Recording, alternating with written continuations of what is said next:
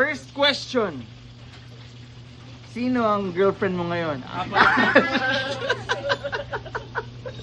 Ay, joke lang. Ito, column friend. Mahal mo pa ba siya? Okay. Sige, larga. Pag masagot mo to, Paps, turo ka lang ng anong ulam mo.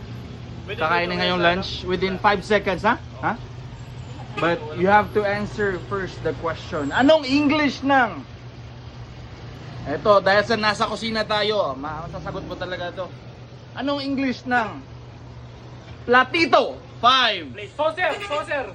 Wow! Oh, 5! 6 silog! 4! 6 silog adobo version kuya. 3! 6 silog adobo version. 2! Saucer! 1! 0! Okay. Bigay mo sa kanila. Okay, give it to them, bro. Right! Yee! Grabe, pili na, pili. Gagawa si Mami ng content na naturo si Titi. Okay, Paps. Shoutout pala sa kusina. Salamat, Eskina. thank you talaga sa kusina sa Sa Eskina. mga saucers Pagkiligin fan nyo, guys. Highly recommended. Yummy! Alright, enjoy, brothers.